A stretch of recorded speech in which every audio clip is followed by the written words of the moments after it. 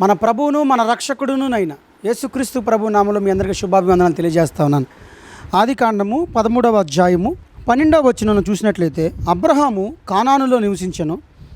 లోతు ఆ మైదానమందున్న పట్టణముల ప్రదేశములలో కాపురముండి సొదొమ దగ్గర తన గుడారము వేసుకొనెను. సొదొమ మనుషులు దుష్టులను, యెహోవా దృష్టికి బహుపాపులనై ఉండిరి. చూడండి ఇప్పుడు దేవుని బిడ్డలారా, అబ్రహాము గొర్రెల కాపరులకును లోతు గొర్రెల కాపరులకును చిన్న తగాదా వచ్చినప్పుడు వారిద్దరూ కూడా కొంత డిస్టెన్స్ మెయింటైన్ చేసినట్టుగా మనకు కనబడతా ఉంది. అయితే లోతు ఎక్కడ వేసాడు అని అంటే తన గుడారాన్ని సొదొమ గొమొర్రా పట్టణాల దగ్గర వేసాడు.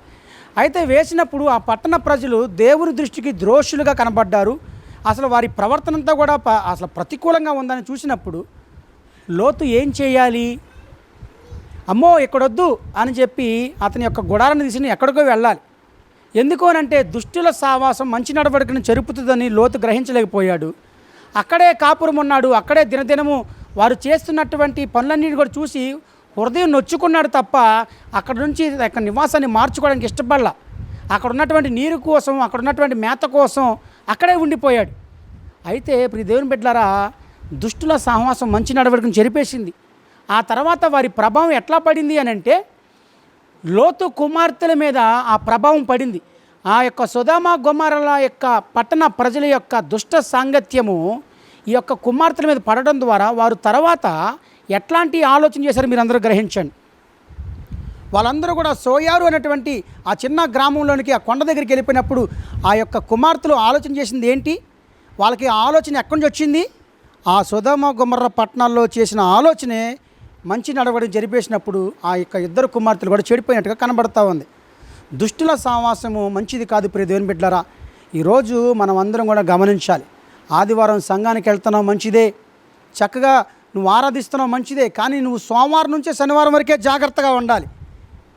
నువ్వు సోమవారం నుంచి శనివారం వరకు ఎవరితో తిరుగుతున్నావు, ఎవరితో సహవాసం చేస్తున్నావు?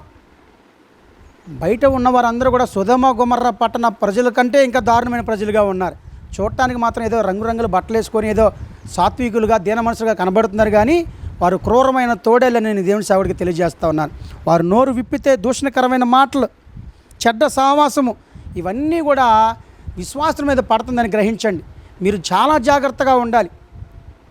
మీరు చాలా జాగ్రత్తగా ఉండాలి విశ్వాసులైన మీరందరూ కూడా. సొదొమ గొమొర్రా పట్టణాల్లో ఉన్నటువంటి లోతు తన యొక్క గుడారం తీసుకుని వెళ్ళిపోయి ఉంటే చాలా బాగుండేది అతని జీవితం. అందుకని అక్కడ ప్రభావం పడింది. ఈరోజు మనం కూడా లోకంలో ఉంటున్నాం. లోకంలో ఎవరితో సహవాసం చేస్తున్నావు గమనించి ప్రియ దేవుని బిడ్డ. నీ స్నేహితులు ఎలాంటి వారో చెప్తే, ఎవరో ఒక అతను అన్నాడు సామెత, నీ స్నేహితులు ఎవరో చెప్తే నువ్వు ఎలాంటి వాడో నేను చెప్తానని చెప్పి కూడా తెలియజేయడం జరిగింది. 6 నెలలు తిరిగితే వాడు వీడయ్యాడంట అనే సామెత కూడా కనబడతా ఉంది. అలాగే సొలొమోను కుమారుడు రెహబాము అక్కడ ఉన్నటువంటి పెద్దల ఆలోచన త్రోసిపుచ్చి తన స్నేహితులు, తన చెడ్డ స్నేహితులతో ఆలోచన చేసి ఆ ఆలోచన ద్వారా విని ముందుకెళ్ళినప్పుడు తన యొక్క రాజ్యాన్ని పోగొట్టుకున్నట్టుగా మీకు కనబడట్లేదా? దుష్టుల సావాసము చెప్పు నడిచాడు. అందుకనే కీర్తన గ్రంథం 1లో ఏముంది? దుష్టుల ఆలోచన చెప్పున నడవక, పాపుల మార్గంలో నిలవక, అపహాసులు కూర్చుండక అని చెప్పబడింది కదా. కాబట్టి గమనించండి ప్రియ దేవుని బిడ్డలారా, దుష్టుల సావాసం చేయకూడదని నేను దేవుని సేవకుడిగా తెలియజేస్తూ ఉన్నాను. నీ చెడ్డ స్నేహం విడిచిపెట్టాల్సిందే.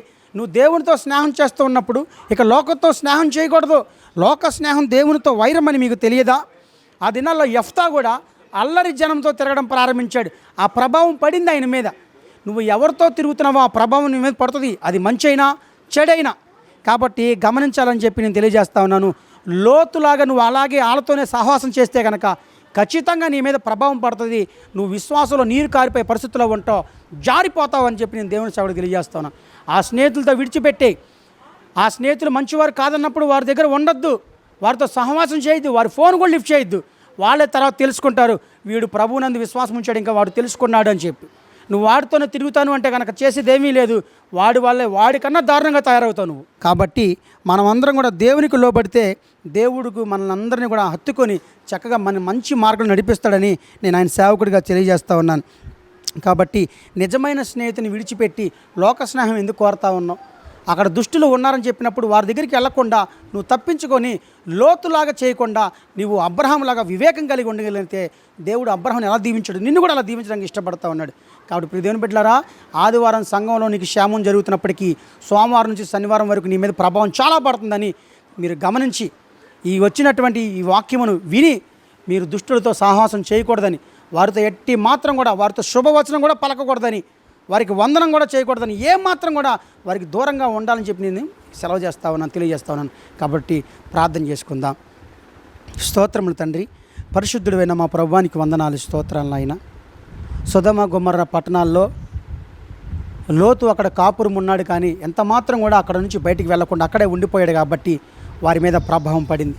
ఈరోజు వాక్యం వింటున్నటువంటి మేము కూడా నాయన, మా స్నేహితుల యొక్క సహవాసంతో మేము అక్కడే వెలిగిపోతుంటే కనుక వారి ప్రభావం మా మీద పడుతుందని మేము ఈరోజు తెలుసుకున్నాం మీ మాటల ద్వారా. కాబట్టి వారిని ఇప్పుడే విడిచిపెట్టి దేవునితో సహవాసం చేసి, దేవుని యొక్క సన్నిధికి వెళ్ళే వారితో సహవాసం చేసుకునేలాగిన, దేవుడు రాబోతున్నటువంటి ఆ రాకడ దినాలు ఎత్తబడిలాగిన మేము మంచి సహవాసం చేసేవారు మమ్మల్ని దీవించమని ప్రార్థన చేస్తూ ఉన్నాం. విత్తబడిన వాక్యమును అందరి హృదయలో భద్రపరిచి కార్యసిద్ధి కలుగుతామని ప్రార్థన చేస్తూ, అనారోగ్యంగా ఉన్నవారిని జ్ఞాపకం చేసుకోండి, అలాగే ఉద్యోగాలు లేకుండా ఉన్నవారి వరకు జ్ఞాపకం చేసుకోండి, అలాగే వ్యాపారాలు సరిగ్గా సాగుకున్న వారిని జ్ఞాపకం చేసుకోండి, గర్భఫలం లేని వారిని జ్ఞాపకం చేసుకోండి, కొత్త గృహాలు కట్టుకుంటున్న వారిని జ్ఞాపకం చేసుకోండి, వాళ్ళు వెళ్తున్నటువంటి ప్రయాణాల్లో వారిని జ్ఞాపకం చేసుకోండి, బిడ్డలు చదువుల్లో కూడా జ్ఞాపకం చేసుకోండి. అన్ని విషయాలు కూడా వారు అందరూ కూడా ఆస్వాదించి నాయన నీ నామ ఘనత కొరకు అందరినీ సాక్షులుగా నిలబెట్టమని నా తండ్రి అయిన దేవునికి, నా ప్రభు అయిన యేసుక్రీస్తు నామమున ప్రార్థించి వేడుకుంటున్నాము తండ్రి, ఆమేన్. దేవుని బిడ్డారా, ఈ వాక్యం మీకు ఆశీర్వాదకరం ఉన్నట్లయితే కనుక అనేకులకు షేర్ చేయండి, సబ్స్క్రైబ్ చేసుకోండి. అలాగే అనేకులకు కూడా మీరు కూడా సువార్త ప్రకటించిన ద్వారా అనేకులు ఇంకా రక్షింపబడతారని చెప్పి నేను దేవుని సేవకుడిగా తెలియజేస్తాను. God bless you, God bless to all. షాሎም టు ఆల్.